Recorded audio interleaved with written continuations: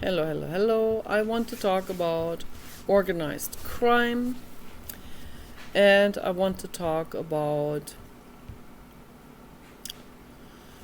what needs to be done to get rid of organized crime and to turn the world into a paradise. Okay, so that's what would happen. We could turn the world into a paradise for every single person and animal and being. Okay, so yes, we could. The mafia, organized crime in general, drug rings, human traffickers, all of these people, they could have a paradise, but they choose not to have a paradise. They choose to have extreme suffering and having to be fugitives, having to be constantly on guard, having to do all kinds of things to protect themselves from law enforcement. What a hell. Okay? Humans created hell on Earth. That's what they have done. Because 90% of the human species, it's just a rough estimate, but that's what I see, 9 people out of 10 are extremely corrupt and criminal and selfish. And then we have an entire range from A to Z to just categorize these different types of criminality, different types of cluster B, mental illnesses, schizoid personality disorder, different varieties, on that spectrum, on the entire spectrum of mental illness. That mental illness that makes not only the person themselves suffer, but others suffer as well. I'm not calculating in the people that suffer from mental illness that don't make others suffer. Okay, there are those as well, but they fall into the 10%. That's the 1 person out of 10 who does not make other people and other beings suffer, no matter how much the person herself or himself suffers. Okay, so, and they can have mental illness or they don't have mental illness. But the 10% are people that don't make other people suffer. Okay, that's what differentiates them from the other 90%. Okay, that is that they don't make others suffer. Okay, and they try to be easy on the planet. They try to do whatever they can to make things better. If they see a scientific report that has been backed up worldwide, like the global warming data, the kind people will make adjustments to their lifestyle. They will not go on airplanes anymore. They will not drive around like crazy with their gasoline or diesel engine. They will stay at home more often. They will ride the bicycle more often. They will walk more instead of driving. They make adjustments. Okay, the rest of the human species, the other 90%, they don't care. They don't care what happens. They don't care if the world becomes an inferno. They don't care. It doesn't matter to them if they create hell on earth. It's sad. It's very, very sad. So that's what the situation is. Right now, that's what the situation is. We have approximately 8 billion humans on this planet. And 90% of them are selfish, corrupt, and criminal. Okay. And that's what it is. And they don't care about others suffering, or they don't care that their lifestyle causes suffering of animals and people. Animals are people too. Animals are persons too, whether the law acknowledges that or not, doesn't matter.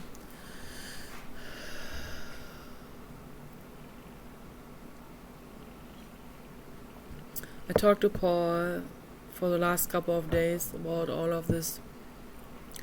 It's probably recorded on my computer, will be uploaded to all the haters. I said some things that are extremely out there. I said some things that are extremely politically incorrect. I said some things that are so incredibly taboo that I cannot say that here in the video. But I say that in private, and I have the right to do that, right? I do. But I say it in front of the computer that is closed and turned off and not even plugged in. Yet, the James Bond technology that we have today now, which is now, it used to be sci-fi, it is happening now, okay, big ear technology, all of that. It's happening, okay. And that's why the Google Corporation should be sued. If I could just find a lawyer, I would do it in a heartbeat. I would sue them. Google used to be my absolute favorite computer making company. Not anymore, because, and they're still better than the other ones, except for Tesla. Of course, Tesla started they started with a tablet. So whatever they make is always better by light years than everything else. But yeah, so far I only buy Chromebooks, but because they're amazing, they're great, but they have been corrupted, because I think the original people that started with Google are either not there anymore, or they have been murdered. I heard some of them have been murdered. Yes, they have. Trust me, organized crime does not think about any of this. They just go for it. Organized crime murders people anywhere if they can get a hold of a person's corporation. Okay. Or to kick out the good ones that look over their shoulders, they will murder those. And they will even frame that murdered person into something weird or crazy, or they will accuse that murdered person of something that the murdered person never had anything to do with, just so that the public will say, okay, well, let's not investigate this any further. That person was involved with hookers or whatever, when in fact that person was never involved with any crazy heroin addict hooker. But they will be framed to bring the public on board of the framing. That's what's happening, okay? Organized crime is thinking 100 and more chess moves ahead. They are everywhere. They're in the government. They are running Joe Biden. They are running Kamala Harris. They are using them like hand puppets. Okay, they're using almost everyone like a hand puppet. You know, everyone who can be bribed. Every one of those 90%, okay, will be bribable. Will do whatever organized crime wants them to do. This is a fact. Okay.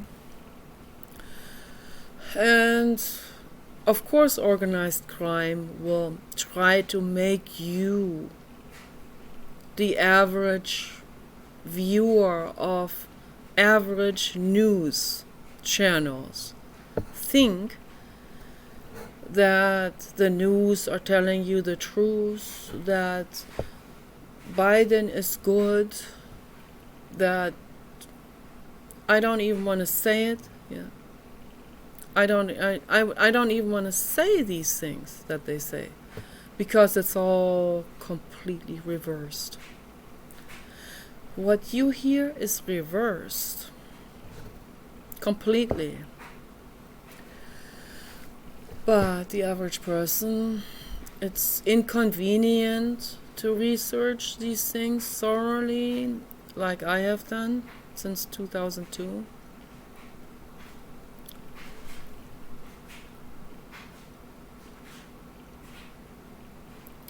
It was actually when George W. Bush won the election fraudulently. They definitely got him in fraudulently. Al Gore had the majority of the votes. He even went against them with lawsuits. It's like alone against the mafia. It's like alone with a handful of people against organized crime. Organized crime owning 90% of humans? How can you win a lawsuit then? How can you say, wait a minute, this is illegal what they did? They laugh. They have the majority. They have their 90% of corrupt people who all have their price. So they pay the judges, they pay the Supreme Court judges. Kavanaugh is one of them. Yeah. They're all part of organized crime in one way or another. Okay, this is the fact.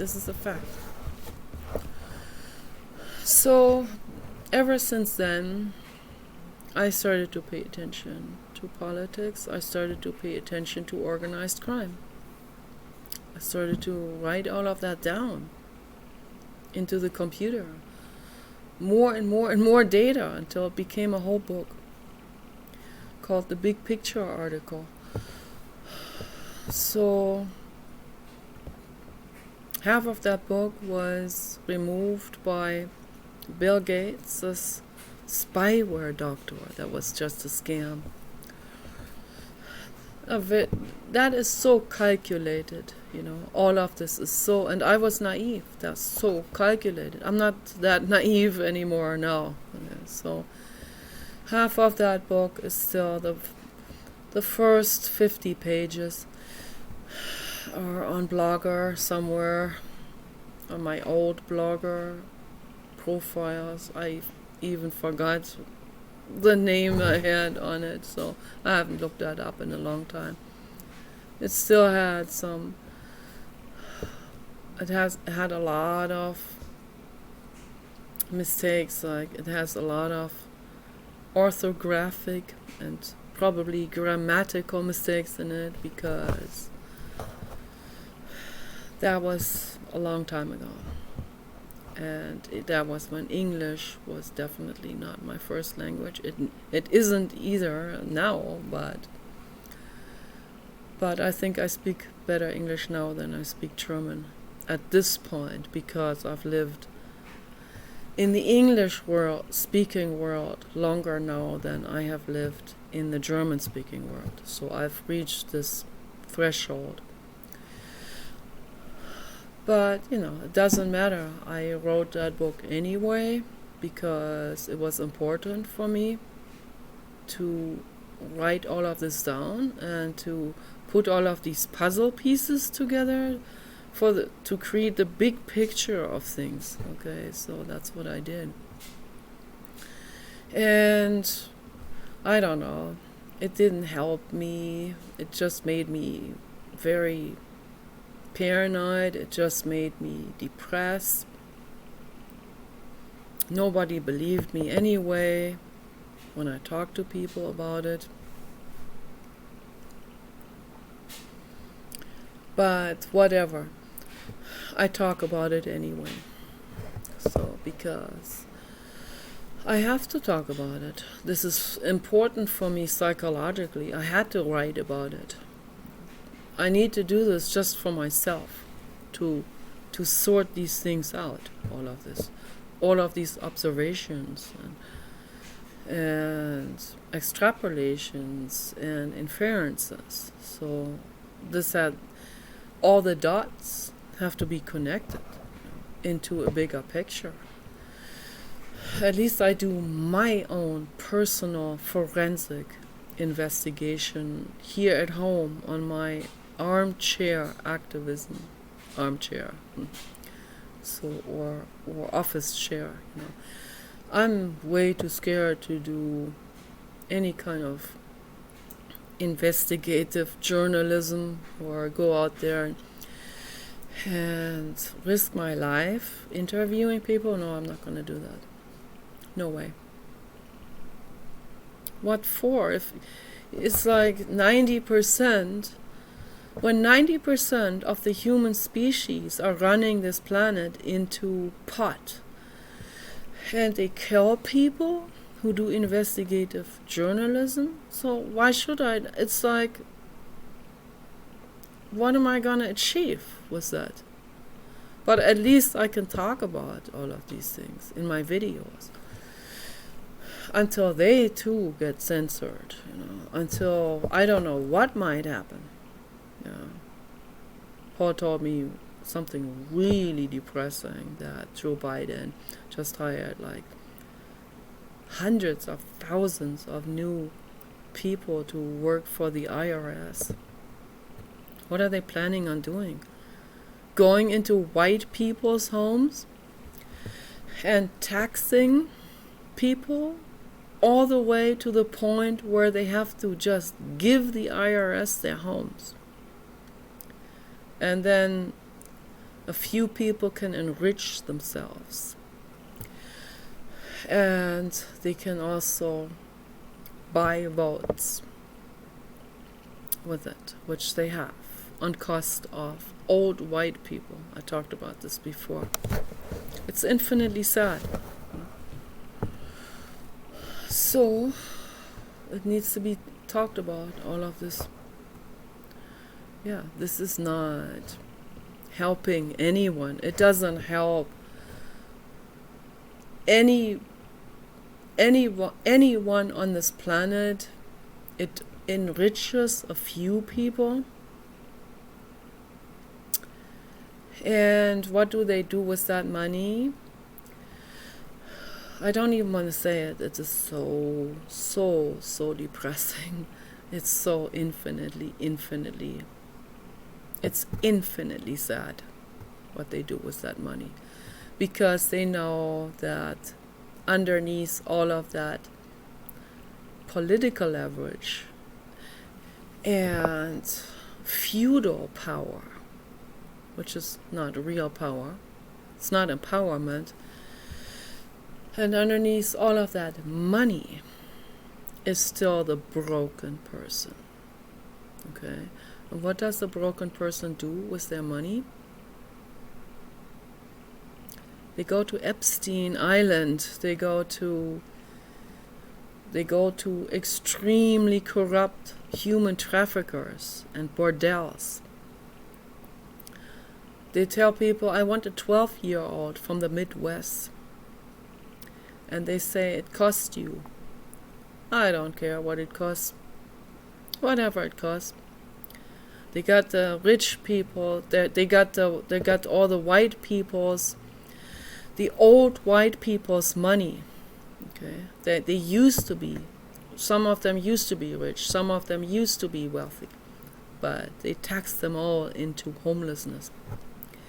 So they take that money from all of these former rich, former wealthy, or from just middle class. Usually, most of them are middle class people that work their entire lives so that they can afford themselves this beautiful home that they have always wanted. And they have been driven out of that home into their motorhome if they're lucky. I talked about this many times before. And then the organized crime, the organized criminals was that is it unimaginable wealth that they collected from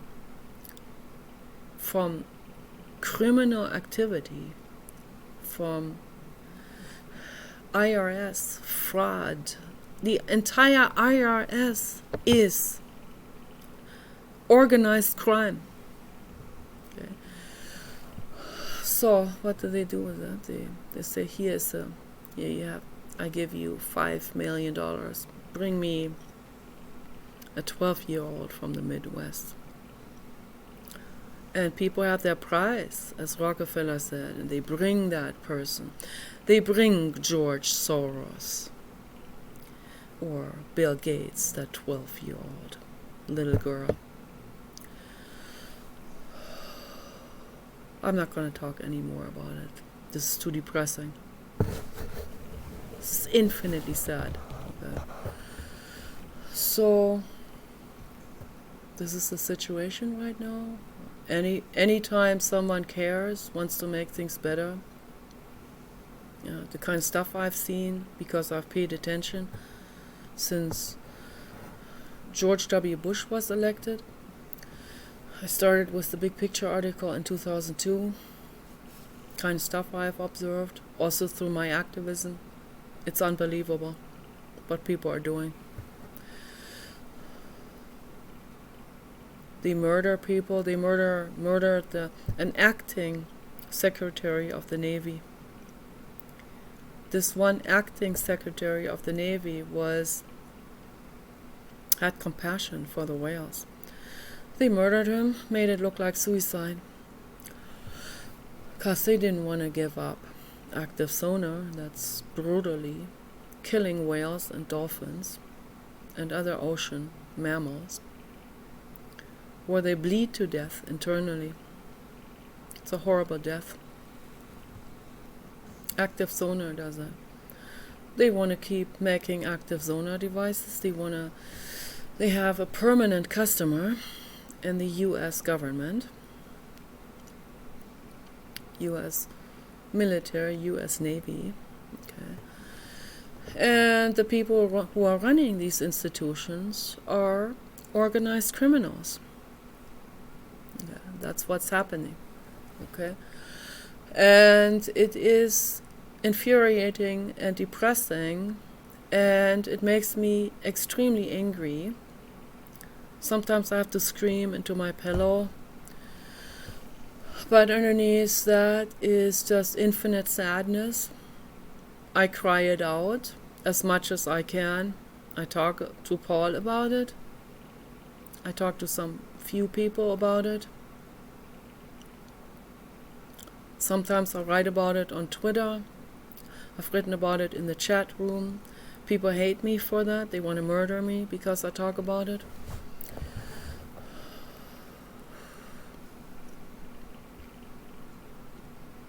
The Vatican is organized crime. Okay. Islam is organized crime. Look what they're doing. Murdering, butchering up women on the streets in Iran. courageous women that are standing up against injustice.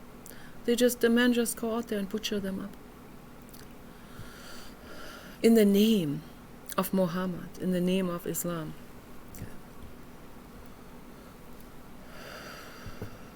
And they're all part of this. They're all part of the entire world crime conglomeration. Together with the mafia, together with the human traffickers, with the heroin vendors, heroin manufacturers, cocaine, whatever. Any drug that's out there. That's ruining people's lives. That's ruining teenage girls' lives. That's why I like Rodrigo Duterte, who was going very, very strongly against this, against organized crime in the Philippine Islands. But again, he is completely outnumbered.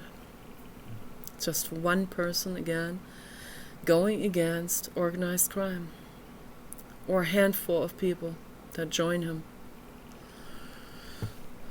People like that have my highest respect, because those are the true,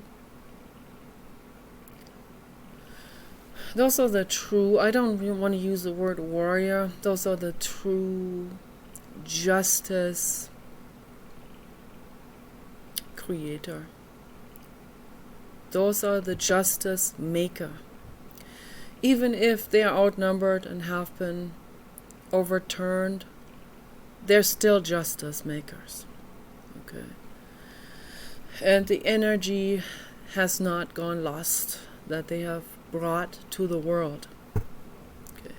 Whatever people do out of, among the 10%, among the 10% of humans, it's only 10% of humans that are good, and among these 10%, there's only a handful of people that will risk their lives to make the world a better place. Okay, and that's the fact. That's what's happening. And they get my highest respect. People like Rodrigo Duterte, Donald Trump, and Elon Musk. They get my absolute highest respect.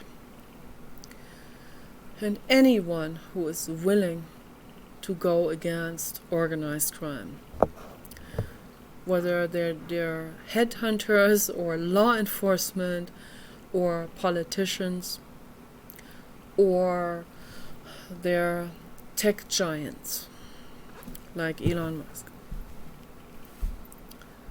when they put their lives at risk to make the world a better place, to save the innocents, okay, they get my highest respect. Those are the Elohims of the world.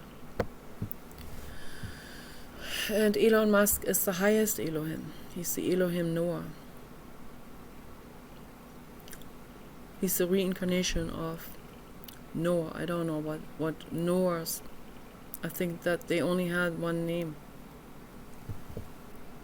And his name was Noah. I don't know, 5,000 years ago or whatever. There was a man named Noah.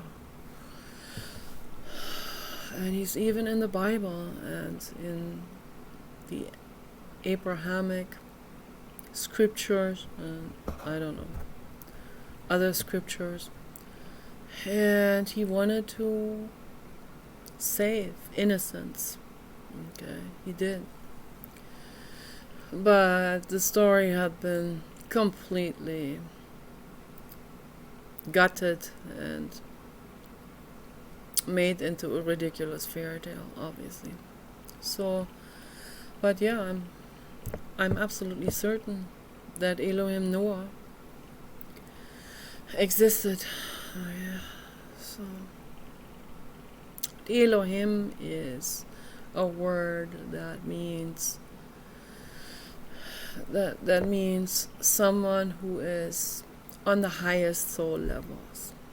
People on the highest soul levels, that's what Elohim means. And from the higher perspective, I don't judge anyone because everyone who exists and every ET who exists into infinity, there may be another Earth that is identical to this Earth, right? But ETs of all kinds of shapes and colors and textures, rubbery, and all beings, all existences, all entities. They come in many different forms. They can inhabit a rock even. Okay. Everything has a form of consciousness already. Everything is conscious to a degree. There's action happening. Okay. Many different forms of conscious awareness, but can be extremely different from one form to the other. But all of these existences, all of those souls, they don't know what they're doing. They don't know better. Okay. They're just trying to move forward. That's all they're trying to do. They don't know what they're doing. They're completely confused. They don't know what harm they cause when they extort someone. They can only see what they want, what they're addicted to in that very moment, okay? Whether it's drugs or sex or power, whatever it is, or sadistic stuff, they can only see this. They can only see like a foot ahead of them. This is what I want, this is what I get. And the heck with other living beings. If they cause suffering, they don't worry about it. They walk on others to get out of a burning building, basically. That's their soul state that they're in. That's the majority of existences. It takes a lot of lifetimes from every single perspective you can imagine, with all kinds of experiences you can imagine, to finally come to an understanding of the soul that starts to see the other because they have been there at some point. Okay? And that's what's going on. Thank you, Blue God. Blue God agrees. 3333. Yeah. It's the truth, what I'm saying. That's not a coincidence that the numbers line up like this. Okay. So, yeah, I have a hard time breathing today. I wonder what's going on. But whatever it is, I'm going to still try to make the best out of my life. So now I have talked for 34 plus minutes about the existing state of the situation of existence, with the 90% or maybe more. I don't know how this goes into infinity, but I think this planet holds particular hell. I also heard that from other people. Why any soul would come into an existence on this hellhole to learn, to grow, obviously.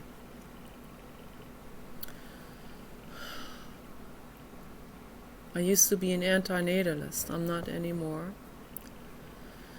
because I learned more since then, about existence.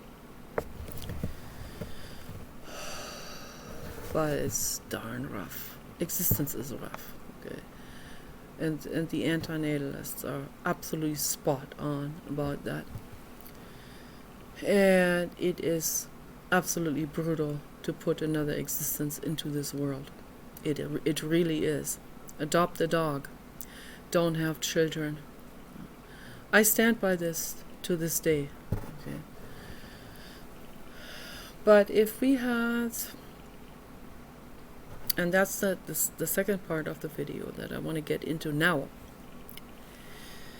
If we had a paradise, I even told the antinatalists on Facebook a couple of years ago. I told them, what would you do if we could turn the world into a paradise? Would you still be an antinatalist then? I asked that question. Nobody dared to answer. They have their own code of embarrassments. That's funny how every society has their code of embarrassments, their code of pride, their talk code, their dress code. So it's ridiculous. That's why I don't belong into any group. I want nothing to do with dress codes or talk codes. I talk the way I want to talk. I dress the way I want to dress. Okay. It could be neurotic, whatever. It doesn't matter. I still like it. So that's what matters. But, I see some dress codes that are light years more neurotic than my dress outfit, my non-dress, my lager clothes, or I would never, I don't even want to use that word, like lager jackets, lumber jackets. No, I would come as an army of robots back and go for all of those lumber people, for all of these lumberjacks, in the way they would not want me to go for them. Trust me, I don't want to get into the details of that now. But if we can make the world into a paradise, then what? Would I want to carry out a child? I'm already a mom, so I'm a dog mom. But would I want to become the mother, the baby mom, the mother of my own baby? So I had to think about this for a long time, for many, many years. Dr. David Benatar wrote the book against bringing an existence into the world. He has a lot of points. He's a philosopher, a lot of very rational points that nobody can refute. He says, you bring an existence into this world, it is harm that coming into this existence is guaranteed harm. Because no existence is completely free from harm. Every existence, no matter how protected, I talked about this in my last videos, every existence will experience some form of harsher lecture, if we want to call it that. We fall off our bicycles and skin our knees. That's the least harm, and we're still laughing as children, like a puppy dog roughhousing, the same way, and then they have to experience that, they might fall, or they might, if they roughhouse too much, they might even tooth each other accidentally. So then gradually, through pain, they learn their way forward. Okay, so, but Dr. Benatar said, coming into existence is harm, is bringing someone into existence is causing that being harm. That being is gonna experience harm, and he said that no joy that existence is experiencing makes up for the suffering that this being has experienced, or is experiencing, or might experience in the future. And no one ever has refuted this. Okay, not even Esther Hicks. So, and I agree with him 100%. It is, But maybe if we look at it from another angle and we say, okay, if we can create a paradise on this planet, or on Mars, or on the moon, or on Venus, or beyond, okay, become intergalactic. Okay, so, and we create a paradise that's run by robots. That's the only way we can create this. That's the only way, okay? Humans are not, they cannot do it. Okay, we've seen it long enough now. They cannot do it. They're too corrupt to create a paradise. They have done tests with people with children, I think with adults also, where the tester person leaves the room, and the test person is filmed, and they say, if you don't take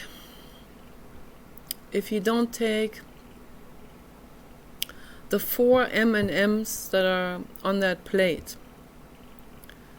then I will give you a whole bag when I come back in an hour. Okay, so they watch people, and the vast majority of people will take the 4 M&Ms because they're bored. They're sitting there waiting for the tester, psychologist, okay, or whatever, scientist. And then the scientist says, oh, I see you ate the 4 M&Ms. I guess you must have been bored, or you couldn't stand looking at them anymore. You wanted them. So now I can't give you the whole bag of M&Ms. But it's just, it's an analogy to our existence in general. People want it now. I had a Turkish boyfriend in Germany a long time ago. I met him in the hospital. We both had a cast on our legs, and we got together, and he was very sweet with me. I really appreciated him. But we were both very young. Okay, and I was already back in school. I had a phase where I was doing other things. I was back in school. I wanted to do my diploma because I wanted to study psychology, and I argued with him. I told him, you need to go back to school too. You need to study, and you need to go to university, and you need to make something nice, make the best out of your life. And he argued and argued and argued, and he said no, he would just do odd jobs. He would just work for a car mechanic and get this cash, and because he wants to have this or that now. Okay, so I argued with him. I said, think about your future. He didn't, and he didn't listen to me.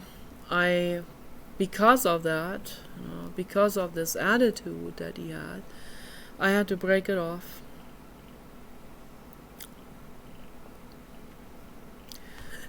And kind of sad, but I cannot be together with people who are not willing to look into the future of their lives. And it's very important for me, particularly at that time. It was very important for me to hang around those people that want to move further with their lives.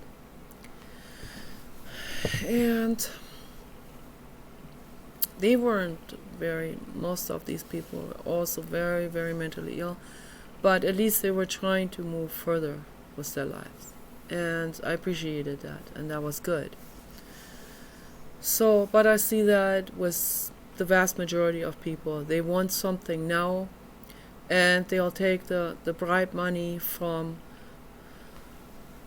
organized crime, and they don't care where the money comes from, what harm has been done to get that money.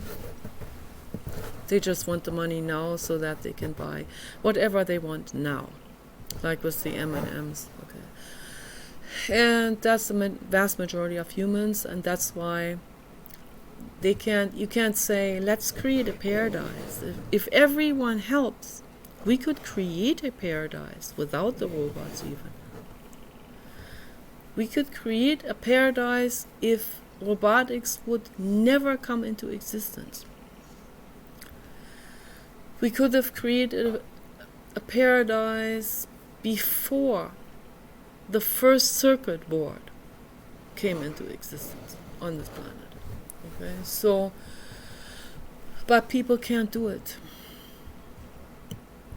They have to butcher each other up. They have to put people under the guillotine. They have to crucify people. They want power with their religion. They want power over others. They want mind control over others. They cannot put their minds into creating a paradise on this planet. They just can't do it. Or if they tried, the brain would always come back to what they could scrape out of this personally, how they can empower themselves financially, politically.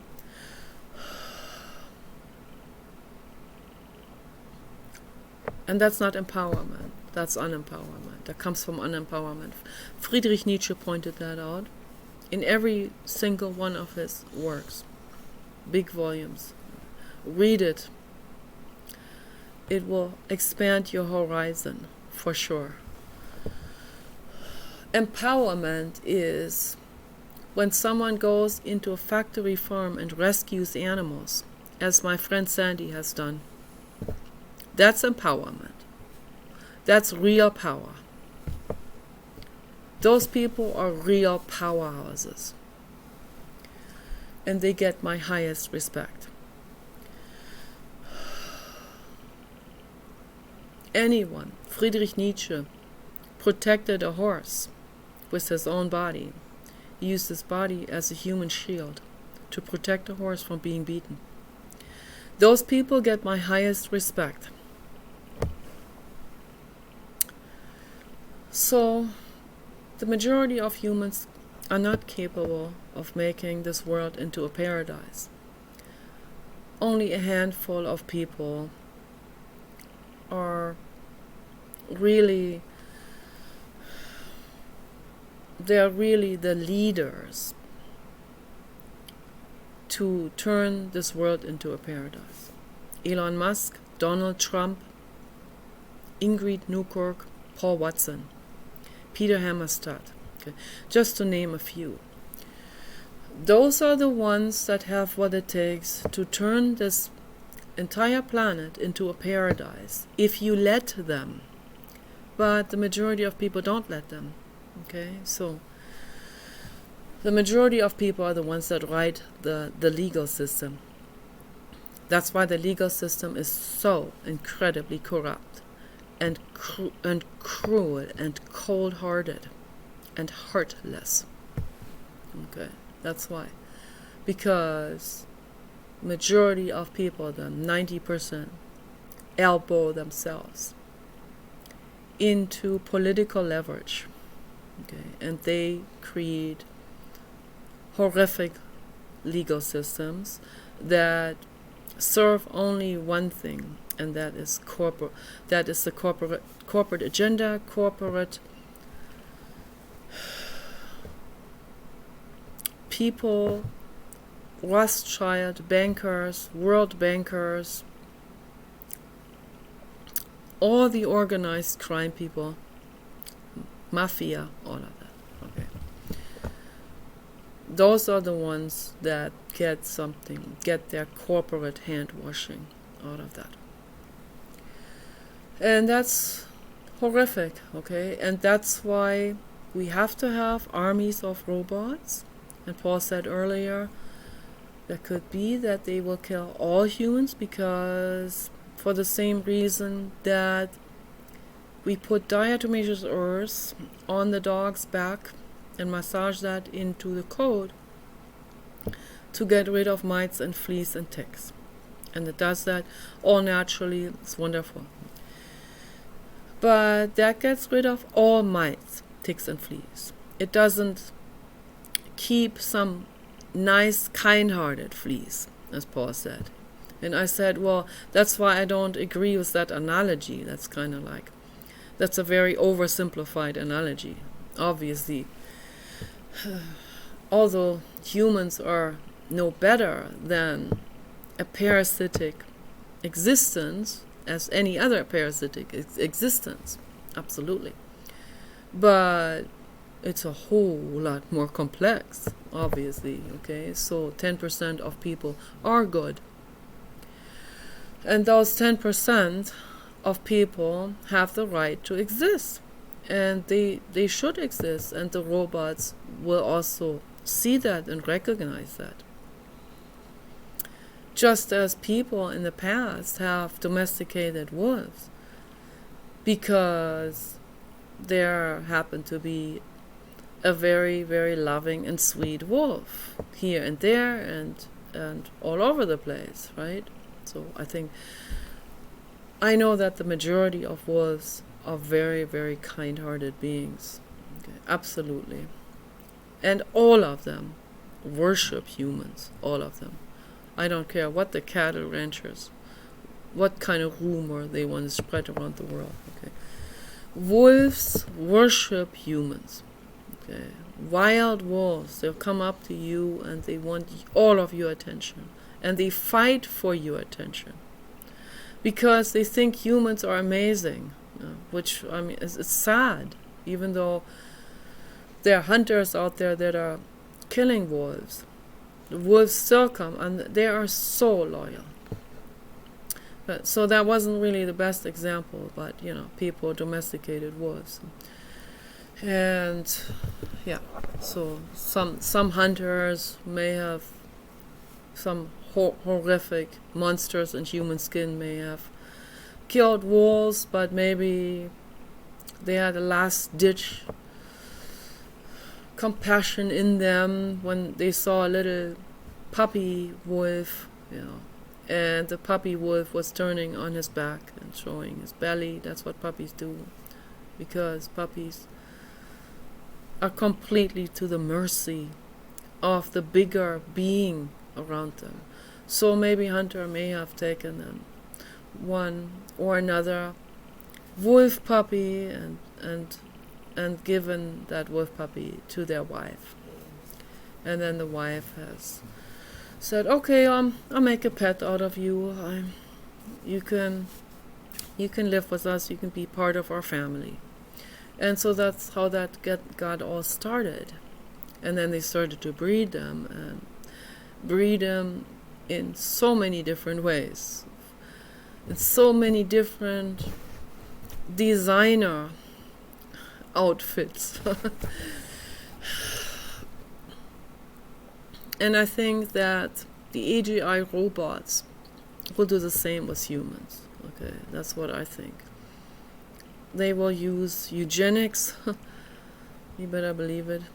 Paul argued and said, well, once we have the AGI robots that are thousands of times as intelligent as even the most intelligent human, which is Elon Musk, then we don't need to have intelligent humans anymore, you know. So, but I disagree. We still need intelligent humans, because that's moving forward with evolution. You know, we want to have more and more and more intelligent humans, so that we can make better and better and better choices, right? To make the paradise better and better and better and better, never ending, right? So that's what I think. We need the AGI robots, and we can make our world that is intergalactic in the future, can make that into a paradise, and everything could be amazing. And if there are only kind-hearted people left, then that will be used as the pets of the AGI robots, or their students, you know, their kids, we will be perpetual kids, then the AGI robots will not make the same mistakes as we have made with our pet animals. We let our pet animals become stupid again. That's evolution in reverse, okay? The wolves are way more intelligent than the smartest dog, okay? So obviously there are vast differences among dogs in IQ. So the baby dog has a very high IQ. You can see his head is very large, okay? So, and the German Shepherd and the Belgian Shepherd, that's why, well, I don't even want to say it, but that's why some institutions use them, you know, for law enforcement and stuff like this. I don't even want to say it. It is absolutely unethical to use dogs for law enforcement or military or navy. It's absolutely cruel and unethical to employ animals, any animal. They've even employed dolphins. It's absolutely gruesome and unethical to employ animals for people's warfare. This has to be said. And warfare is not part of the paradise. And the Jehovah's Witnesses, they know that. They know that very well. And I agree with them on that 100%. I will never be a Jehovah's Witness because I am against religion in general. Okay? But they understood, at least they understand this one particular principle, okay, that warfare is not part of paradise. And the Jehovah's Witnesses dream about paradise, creating paradise on earth, but it's not created through the Jehovah's Witness religion. Look what they have done. Look what crimes they have under their belt. Okay, in their cellar. So, no religion is thinking clearly. Okay, they're highly corrupt and criminal and neurotic people that are running those, that are adhering to those. Obviously, you know, I would say every religion has corrupt people in it, and those are also the ones that will rewrite something that was originally good into something that is corrupt, because that serves them, okay? So, Jiddu Krishnamurti and David Bohm talked about this for 50 years. Over and over and over and over and over and over and over again. That no matter how much people will try to make things better, the revolutionary things, I got the solution. No, you know, I consider myself to be a revolutionary, an armchair revolutionary. Okay, so because I'm too chicken to go out there and be an actual revolutionary.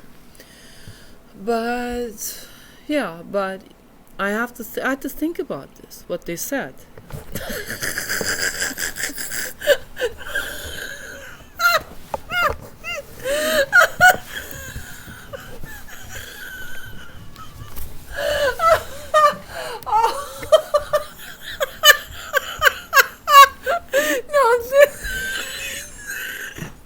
No, this is this is the funniest thing Paul has ever done in his entire life.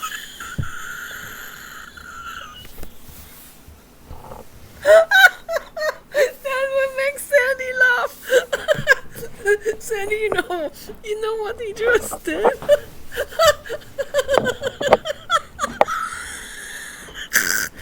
He crawled on all fours from behind and passed it around me so that the camera doesn't show his face. Oh my god, that is I'm like, what?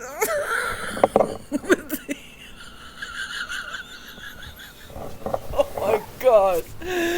That is so incredibly funny. That made my evening now. So that's I'm that's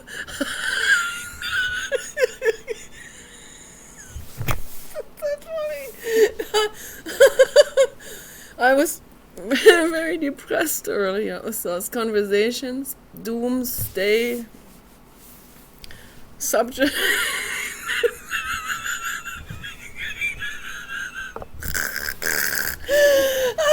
And Paul crawling on all fours here past me.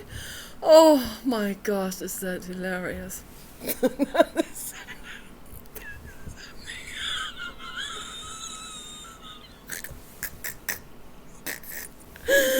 Oh my gosh. Oh my gosh, my belly hurts. I'm gonna be laughing about this. I'm gonna be laughing about this for the next couple of hours. Oh my gosh, that's so funny.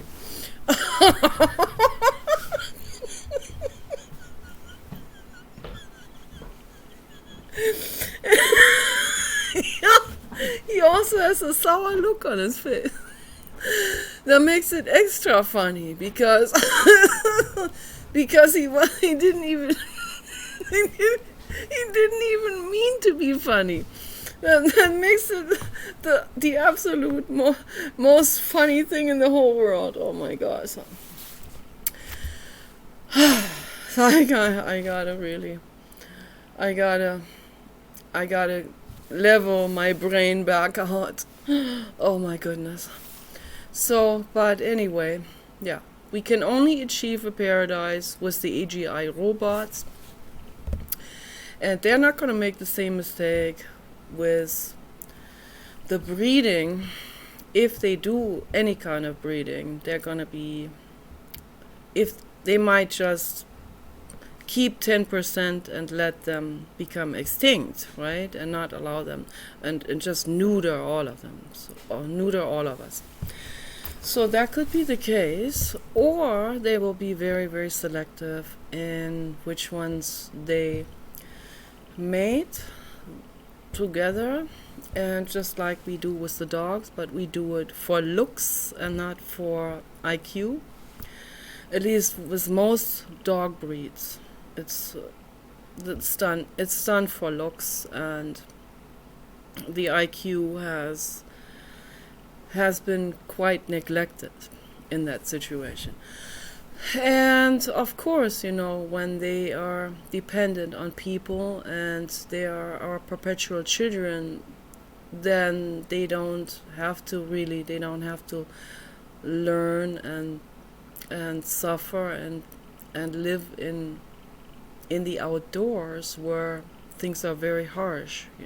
They don't have to be smart to survive. So the dumb ones will be bred, and dumber and dumber and dumber. So the brain mass of dogs had gone down. And so I think that the AGI robots will not do that with humans. They will breed humans. If they breed humans, they will do it with the criterion of IQ. They want high IQs. They want them also to become biologically as smart as the AGI robots are, just as robotics. And yeah, they will view us on eye level. I view my dog on eye level, although I am his protector, his mother. Okay, he's still on eye level with me. Matter of fact, I look up to him because he is 2 soul levels above me.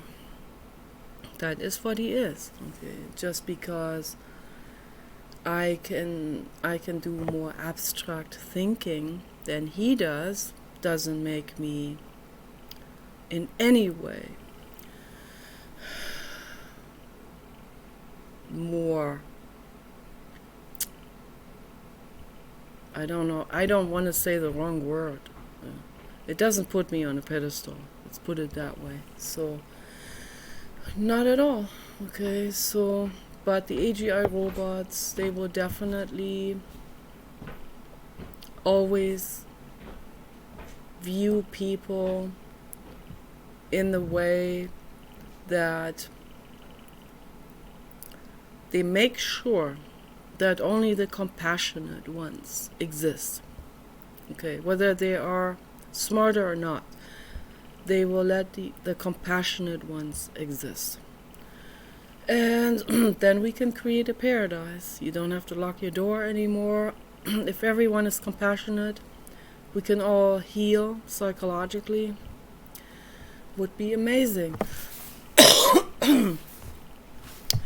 Maybe a cluster B could even heal if there was just one cluster B left, surrounded by all these good people. There'd be no more peer pressure from other cluster Bs. He wouldn't have to feel the need to be a badass anymore or wear black clothes, right? So then he could start healing. Okay, I view him from that sky perspective, in that sense.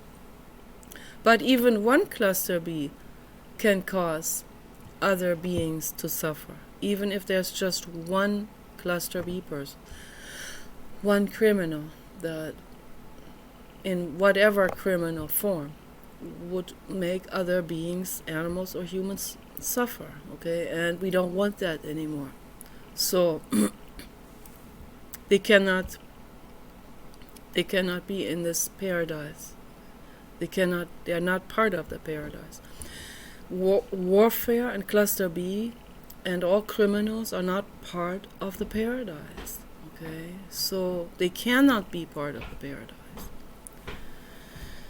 And that's infinitely sad, all of this,